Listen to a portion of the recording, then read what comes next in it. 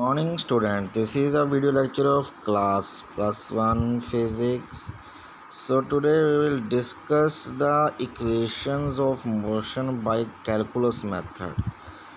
As in our previous class we had done the graphical methods of equations of motion, today we will discuss the calculus method.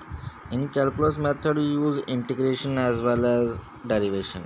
So you know that by the definition, acceleration is change in velocity per unit time. You can say that dv upon dt.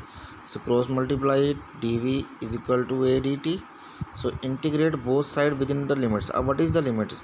Suppose at time 0 at body, when the time is 0, the velocity is v naught, initial velocity. When the time is t, the velocity is suppose v. So integrate within its limits. So this limits 0 to t and v naught to v, 0 to t and v naught to t, these are the limits. So here dt is present, so that limits of time are used. Here the velocity is present, the limits of velocity are used. So let's see,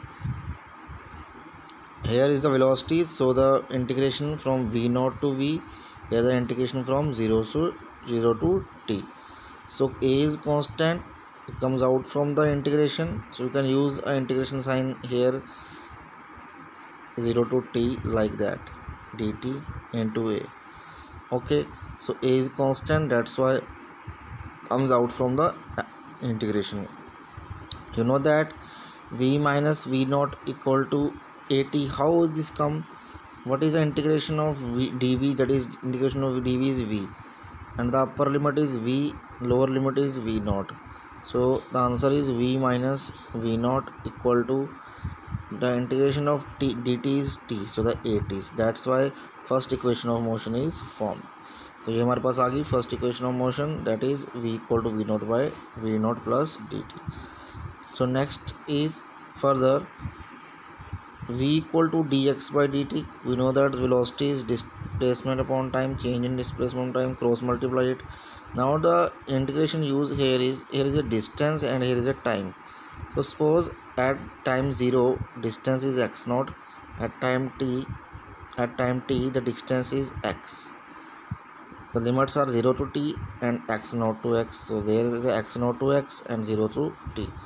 So next integrate. When we integrate it, here in this side we get x minus x naught, and on the other side v naught t and half at square. This is solved by these values, by integration of at.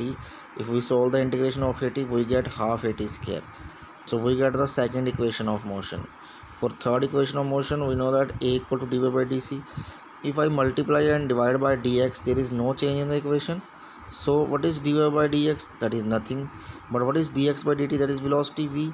So v into dv by dx. To cross multiply it and integrate both sides within its limits. So if the time is, when the distance is x naught, initial distance, then the velocity is initial velocity. If the distance is x, the velocity is v. So integrate within its limits. So to integrate within its limits, we get the equation of motion, third equation of motion, that is v square minus u square equal to 2as, or we can say that v square equal to u square or v naught square plus 2a x minus x naught. Where x minus x naught is the distance difference between the initial and the final position.